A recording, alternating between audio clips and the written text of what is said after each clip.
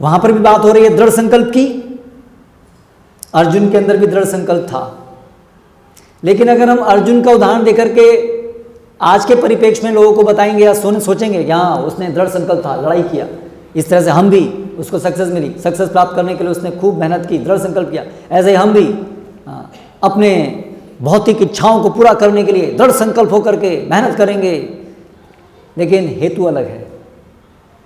एक है अर्जुन का संकल्प था, दृढ़ संकल्प था भगवान की सेवा के लिए।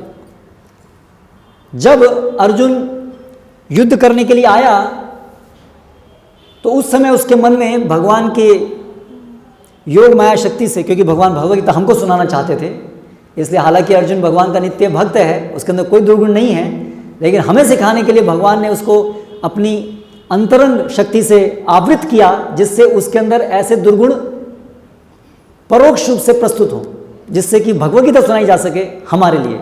अर्जुन को जरूरत नहीं थी सुनने की, हमें जरूरत है। तो अर्जुन के मन में ऐसे स्वाभाविक जो गुण है वो ढक गए और वो अज्ञानता आ गई, और वो अर्जुन सोचने लगा कि ये मेरे अपने सगे संबंधी हैं, इनको मारना ये तो गलत है।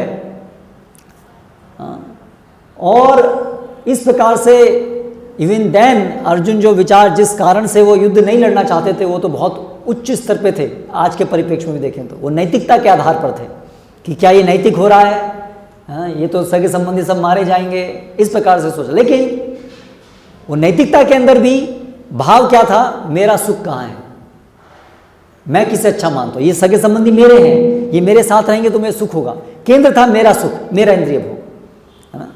तो भगवान ने जो उसको भगवद गीता सुनाई, तो भगवद गीता के माध्यम से वो समझा कि मैं भगवान का दास हूं, इसलिए, और भगवान सबसे महान व्यक्ति हैं, वही आदि उद्गम है, इसलिए वो जानते हैं सही क्या है, वो जो कहते हैं वही सही है, वो सबके हित के लिए है।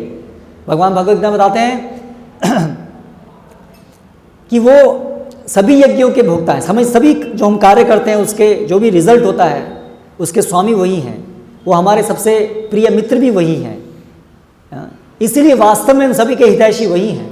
इसलिए भगवान कभी जो भी चाहेंगे उसमें सबका हित होगा। तो अर्जुन जब भगवद गीता के माध्यम से ये जाना, तब उसने निर्णय लिया, करिष्ये वचनम तवा नष्टमोह स्मृतिर्लब्धा तत्प्रसादात् मया अच्युता। हे अच्युत, आपकी कृपा से अभी मेरा मोह, मेरे अज्ञान हट गया है, और अभी मैं आपके वचन पूरा करने के लिए तत्पर हो गया हूँ। ये थी जो उसकी वास्तविकता थी कि हम भगवान के दास हैं। अर्जुन की वो अभी दोबारा से स्थित हो गया अपनी स्वाभाविक स्थिति में, वो तैयार हो गया, भगवान आपका आदेश है वैसा ही मैं करने के लिए तैयार हूँ।